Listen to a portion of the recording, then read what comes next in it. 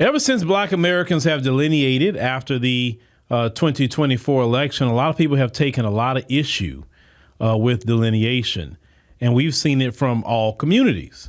And it's kind of, at first you're like, what? What's going on with all these people tripping? Because everybody was saying how, if they were within a diaspora, they were saying, I'm not Black, I'm Dominican. I'm not Black, I'm Nigerian. I'm not Black, I'm Somali, things like that. Then you had people that's, within the different Hispanic groups, we'll say, hey, that's Black and brown. Let's join together. And like, oh, no. We worry about us and all of that. And so now since Black America have delineated, everybody has something to say. Case in point, this one Latina is taking issues with Black Americans because it's something that if you listen to it intently, what she really want from us as Black Americans? Let's go ahead and check that out. Pretendian FBAs are big mad in my comment section today, but you want to know what's funny? These people prove themselves every single time.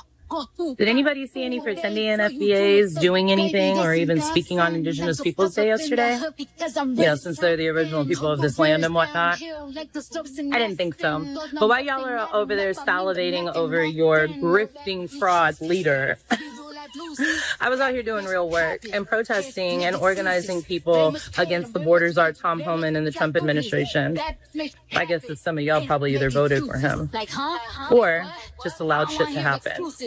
Anyway, like I've always said, you don't actually give about community or doing anything for the people or fighting against white supremacy. So until you're ready to do the work, miss me with that. Okay, bye. Okay, so let's go ahead and get through that. About Indigenous Peoples Day. That's not nothing that we really focus on in Black America. So I don't know why you expect a bunch of Black Americans to come out for Indigenous Peoples Day. I'm just being honest with you. But you mentioned about protesting about the border czar, Tom Homan. You mentioned about protesting him. And you're saying about some Black Americans who have voted for the Trump administration because they wanted to see mass deportations. In the end, your whole message when you read between the lines is that you want Black Americans to come out and protest against ICE and Tom Homan. It had nothing to do with Indigenous Peoples Day, okay? Here's the thing. Why, and we just asking this question all over again. I'm asking it to you, ma'am. You're out there protesting, okay? You're doing a solid for your community. I don't take an issue with it. But when it comes to us as Black Americans, maybe you don't know the history. Okay, so I want to give you just a short history lesson. There was a man by the name of Reverend Jesse Jackson. Reverend Jesse Jackson, he was with Dr. Martin Luther King Jr. He was there when Dr. King lost his life and got shot. Later, Reverend Jackson went along and created the Rainbow Push Coalition.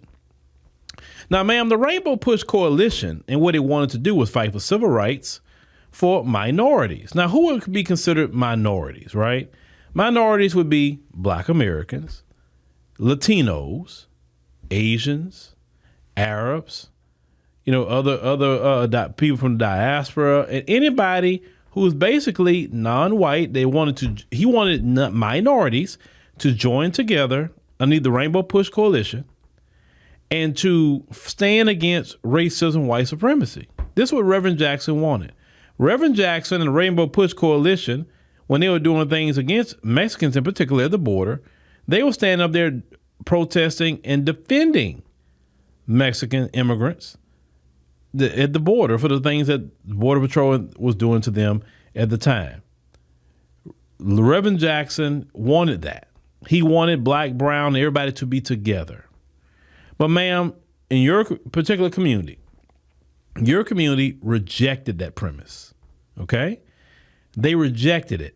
For years, our community kept saying Black and brown, Black and brown, Black and brown. If you mention Black, you're going to say brown. Always. It was on autopilot. Minister Farrakhan used to say Black and brown. You have Reverend Jackson. Every person you could think of would say Black and brown. Okay, ma'am, listen to me. Because a lot of times you don't have the education to understand why certain things are happening. It doesn't mean that Black America woke up one day and say, you know what, we delineating. No. It comes from somewhere. Okay. Even all the way up with Black Lives Matter, they was mentioning black and brown, right? And it's supposed to be Black Lives Matter, but they were still saying black and brown. All the way up to even the 2024 election, they were still saying black and brown. Now, you had some pushback in the black community about black and brown, and not because it was anything bigoted or prejudiced. It was because we had noticed that when it comes to standing up to white supremacy, the black can be on the forefront while the brown don't be on the forefront, but just be in a mix. Maybe they'll do some things or whatever. But the black was getting all the getting beat up. The black was going to jail. The black was getting all the negative world press and propaganda. It was the black. And we kept noticing with time this same pattern. And then when y'all get free of some of the issues of white supremacy, your community goes back to basically holding hands with white supremacy. So you can't fight white supremacy and hold a hand at the same time. That's not the way it works. And for years, black Americans never understood how people in your community, man, want to hold hands with white supremacy, and yet they have been very racist towards your community. Very racist. It's still racist to this day. Clearly, you can see that. But the issue is a cultural issue that you have. See, people in your community, a lot of them value whiteness. You look at in Mexico, because you're Mexican, because I went to look at your page. You're Mexican. In Mexico, the people who are lighter skinned, whiter looking Mexicans are at the top. And extremely dark, indigenous Mexicans, right, of that land, people like the Oaxacans, and I definitely don't talk about the black Mexicans, they're at the bottom. If somebody's indigenous in Mexico, y'all call them Indio. And Indio, when y'all say that, it's discriminatory. Years ago, there was this woman who's an indigenous woman out of Mexico. She was on the magazine cover, and people were just marveling about her skin and her hair and all of that. And a lot of people within your community called her names. Do you remember the actor who played Namor on the Black Panther movie?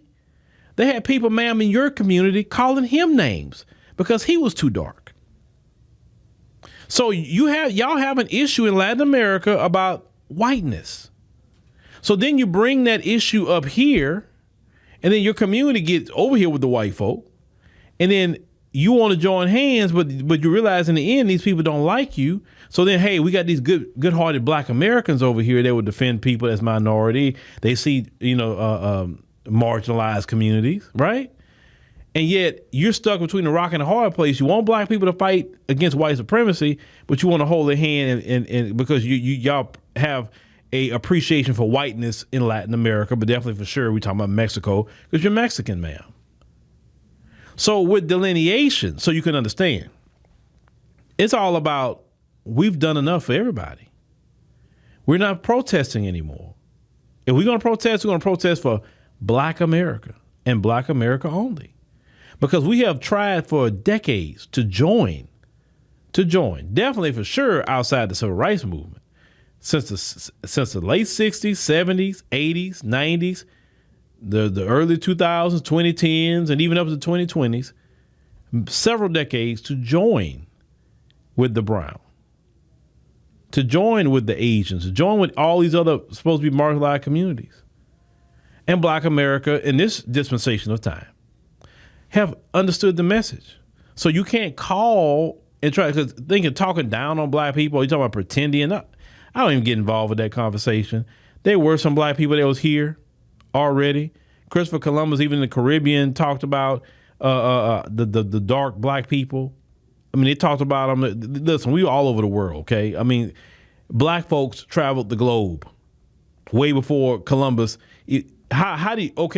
Columbus got the map from the Moors. So the Moors had the maps to travel all over the world. Don't you mean, wouldn't that be safe to say black folks is all over the place? Don't even talk about North Sentinel Island. Those are folks blacker than me on North Sentinel Island. So we are all over the planet. Okay? So there are black folks already here, all the way down what you consider North America, Central America, and South America. There are black folks already in the Caribbean. Okay? Like we have them in the continent of Africa. There are black folks in, would you say Europe? They say the first European, what they call him Cheddar Man. He was not a white person. Okay? Black folks in the area, all Asia, we are all over the planet. So if some people's lineage is tied to the people of this land, it's tied to it. Not everybody's tied to it, but some people are. And a lot of black people kicked out of these Native American tribes. But you're not educated enough, ma'am, to even get into that discussion. So you fast forward to what you're dealing with ICE, Tom Homan, Trump. Ma'am, there's a lot of people in the Latino community and even some in the Mexican community that voted for mass deportation. Some of them did. Some of them say, I'm a citizen and I don't want them here. I've heard your own people say this in interviews. So to tell us about you're doing the work for your community. You're supposed to be doing the work. You don't get a hand clap from me because you're out there doing something to defend your community. Go ahead and do it. You have, hope it works out for you. But no, black Americans, we got to worry about black American issues, and we have plenty of issues. See, we have been taking our issues for years. Now we're circling the wagons and making sure we get our issues taken care of and get things done. Okay? So that's really what it is. Just to be real with you, be 100 with you. That's what it is. So you talking about calling names and y'all not out here and y'all probably voted for Trump. It's black people's American right. Black people fought for voting rights. Black people fought for civil rights. And if they want to vote for Trump, whether that's a good decision or not, that's their choice. If they want to vote for Kamala, if they wanted to sit it out, that's their choice as Americans. We have earned the right to vote for whoever we want to vote for. A good choice or bad choice. We have spilled blood in this nation to vote. We went through the poll tax. We went through the Jim Crow. We fought. We died to have all these freedoms. So we vote for whatever we want to. And if a black American say, yes, I support Trump on mass deportation, it's their right, because let's call it what it is. During the Biden administration, he was doing mass importation of people into this country. I can't even say immigration because immigration is going through certain rules and laws. No, he just imported people here. So you had mass importation, and then now Trump is trying to do mass deportation. So that the pendulum to swim back the other way. Okay? So it's because really when I hear people like you talk like this, ma'am, I can really tell you just don't have the education and the history of America to understand why black America is moving a certain way. See, them days of looking at black people as a group to come defend you, those days are done. Delineation is here. And let's call it what it is. When we got in trouble, y'all didn't come up as a collective. LULAC didn't join with Martin Luther King, and Felix Tiarena has said a long time ago, one of the top men in LULAC, one of the OGs of LULAC, say he did not want to join with black America. He said our problems was our problems. That's what he said. He said black America problem. He don't want nothing to do with us like that. LULAC is the one that fought for the white classification. So, ma'am, fight your battles. Like I say, I hope it works out for you. But you talking about black Americans, and if y'all in her chat or whatever saying things to her, leave her alone. Why y'all even arguing with that woman? Leave her alone. She got way more issues in her community to be dealing with. See, my thing is, we got to stop wasting our time. I'm not arguing with nobody in the comment section of no video, no nothing. My time is so precious, and I have a whole lot of things to do. I have a lot to do. And arguing with her, if I'm not even getting paid for it, I'll argue with her if I'm getting paid for it. But if I'm not getting paid for it, like in other words, it's not worth my time, then I'm gonna focus on things that's going to be a maximization of my time. So sometimes you gotta just educate people. It's not even about roasting, because some people just don't know what they're talking about.